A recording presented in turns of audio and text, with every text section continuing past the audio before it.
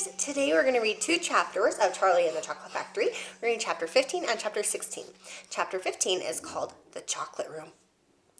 An important room this, cried Mr. Wonka, taking a bunch of keys from his pocket and slipping one into the keyhole of the door. This is the nerve center of the whole factory, the heart of the whole business, and so beautiful. I insist upon my rooms being beautiful. I can't abide ugliness in factories. In we go then, but do be careful, my dear children. Don't lose your heads. Don't get overexcited. Keep very calm.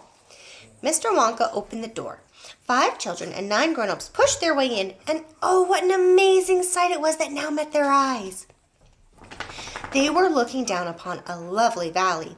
There were green meadows on either side of the valley, and along the bottom of it there flowed a great brown river. What is more, there was a tremendous waterfall halfway along the river, a steep cliff over which the water curled and rolled in a solid sheet, and then went crashing down into the boiling, churning whirlpool of froth and spray. Below the waterfall, and this was the most astonishing sight of it all, a whole mass of enormous glass pipes were dangling down into the river from somewhere high up in the ceiling. They really were enormous, those pipes. There must have been a dozen of them at least, and they were sucking up the brownish muddy water from the river and carrying it away to goodness knows where. And because they were all made of glass, you could see the liquid flowing and bubbling along inside them, and above the noise of the waterfall you could hear the never-ending sucking sound of pipes as they did their work. Graceful trees and bushes were growing along the river banks. Weeping willows and alders and tall clumps of rhododendrons and their pink and red and mauve blossoms. In the meadows there were thousands of buttercups. There, cried Mr. Wonka, dancing up and down and pointing his gold-tipped cane at the great brown river. It's all chocolate. Every drop of that river is hot melted chocolate of the finest quality.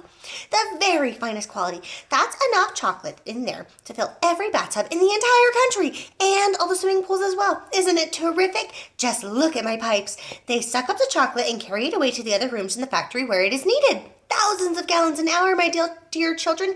Thousands and thousands of gallons. Here he is in the waterfall of chocolate. It does look quite delicious. We'll see what the children do. The children and their parents were too flabbergasted to speak. They were staggered. They were dumbfounded. They were bewildered and dazzled. They were completely bowled over by the hugeness of the whole thing. They simply stood and stared. The waterfall is the most important, Mr. Wonka went on. It mixes the chocolate, it churns it up, it pounds it and beats it. It makes it light and frothy. No other factory in the world mixes its chocolate by waterfall. But it's the only way to do it properly, the only way. And do you like my trees? He cried, pointing with his stick. And my lovely bushes, don't you think they look pretty? I told you I hated ugliness. And of course they are all edible.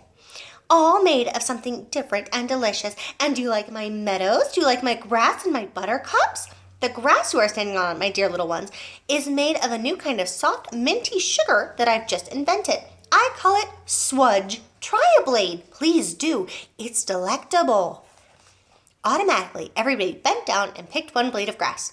Everybody, that is, except Augustus Gloop, who took a big handful. And Violet Beauregard, before tasting her blade of grass, took the piece of world record-breaking chewing gum out of her mouth and stuck it carefully behind her ear. Isn't it wonderful? Whispered Charlie. Hasn't it got a wonderful taste, Grandpa? I could eat the whole field, said Grandpa Joe, grinning with delight. I could go on all fours like a cow and eat every blade of grass in the field. Try a buttercup, cried Mr. Wonka. They're even nicer. Suddenly, the air was filled with screams of excitement. The screams came from Veruca Salt. She was pointing frantically to the other side of the river. Look over there, she screamed. What is it? He's moving. He's walking. It's a little person. It's a little man down there below the waterfall. Everybody stopped picking buttercups and stared across the river. She's right, Grandpa, cried Charlie. It is a little man. Can you see him? I see him, Charlie, said Grandpa Joe excitedly. And now everybody started shouting at once. There's 2 of them. My gosh, so there is. There's more than 2. There's 1, 2, 3, 4, 5. What are they doing? Where are they coming from? Here they are. These are the little men, but we don't know what they are quite yet.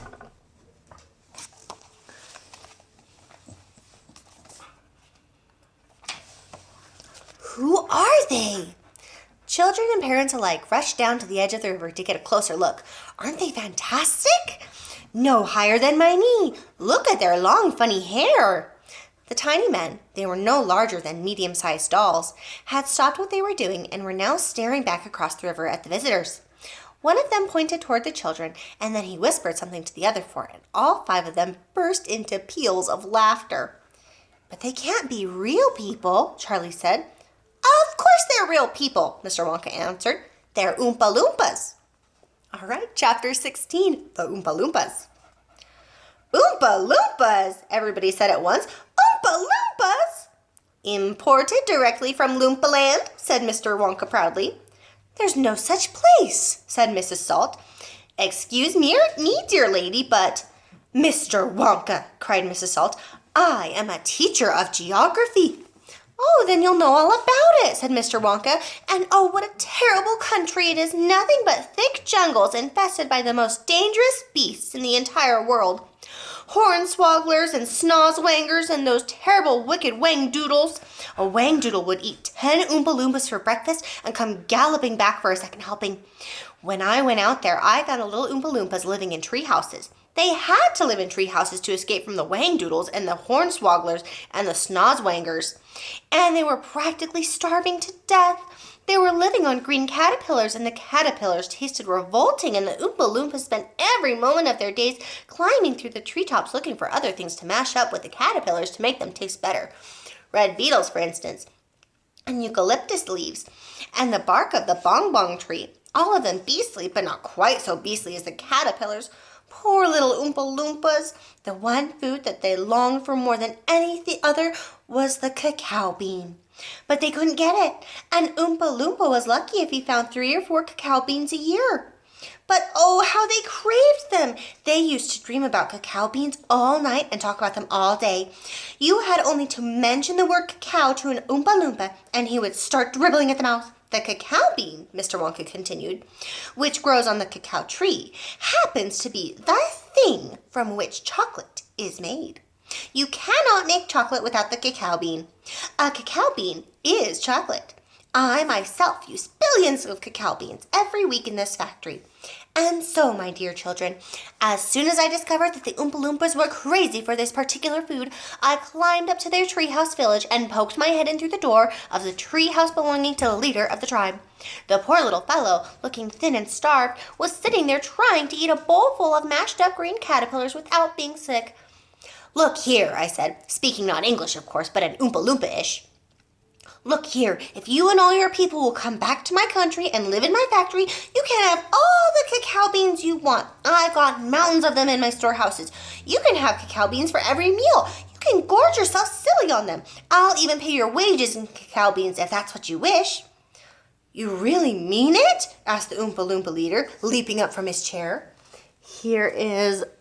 Let's see, there's Mr. Willy Wonka, and then there is the Oompa Loompa leader in the treehouse.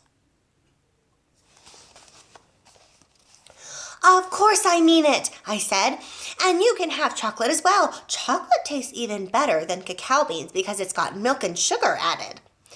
The little man gave a great whoop of joy and threw his bowl of mashed caterpillars right out of the treehouse window.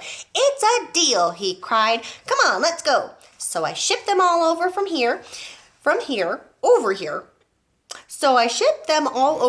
every man, woman, and child in the Oompa Loompa tribe. It was easy. I smuggled them over in a large packing cases with holes in them, and they all got here safely.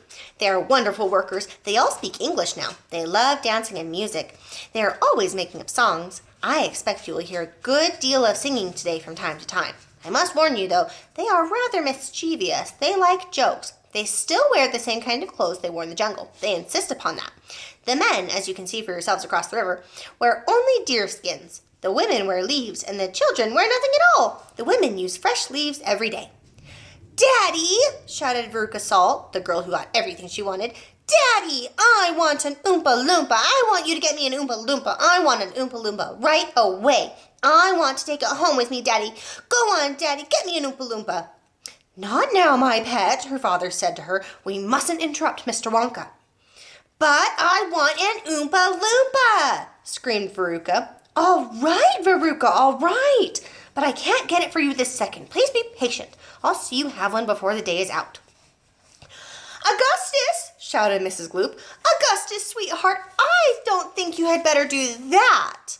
Augustus Gloop, as you might have guessed, had quietly sneaked down to the edge of the river, and he was now kneeling on the river bank, scooping hot melted chocolate into his mouth as fast as he could. Okay, we'll read the next chapter tomorrow. I won't tell you the name of the chapter because it'll give away a little bit, but I think you'll like it. Chapter 17 and 18 tomorrow. I'll see you then. Bye.